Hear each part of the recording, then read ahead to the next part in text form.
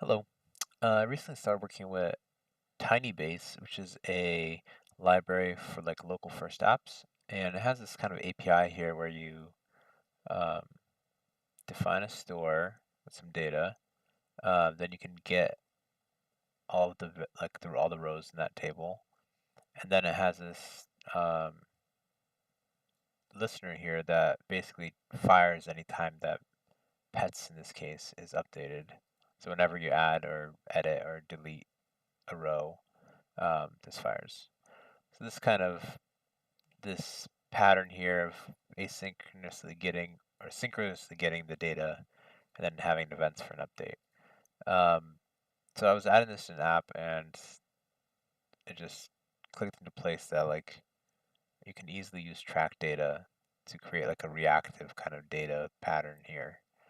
Um, so I just wanted to kind of show that small example and maybe that's useful for you.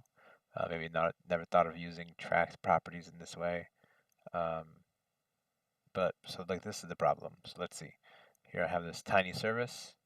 I created this class, and it has this one tracked property here, which is pretty much just doing that synchronous call of getting all the data. So whenever this uh, instance is instantiated, whatever data is in that table at the time will be populated to the table. And then on construction, I also set up this listener and I update this table. So this is the same table that's tracked up here.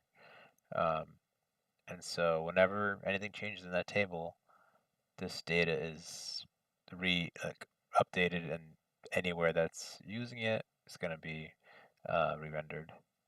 So I have a few convenience methods here, um, and then a cleanup method, and then I can use that directly in a route. So here I have, so just define pets up here. Then I set up my cleanup. So basically I want to tear down any events when we leave the route. So do that. And then, so basically this is pulling the current model, which is this here. And then this is types here. And then you can call cleanup on it.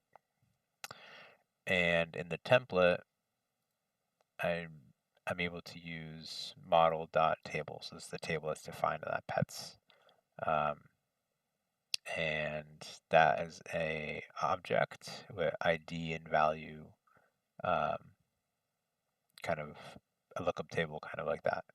Um, so that's pretty much it. So if I go in here, you can see there's some data in here. I can add, I'll add a new cat here. I hit enter, and it instantly updates. There's not, up here you can see the form, getting that pets, the same model. So I basically pass the model down here. That's the pets class, pass the pets instance there. And then I can just call my helper function on that. So the add cat here, which all it does is a set row. And calling this triggers this event here and it updates that table. Simple as that. But it's like I can create any kind of API that I want. I mean, most likely I wouldn't stay with pets.table. Mostly have like some kind of um, find pets function or something like that. Um, yeah, and I think this is pretty interesting approach. I think definitely worthwhile looking into if you're integrating with something that event based. I hope that was helpful for you. Take care.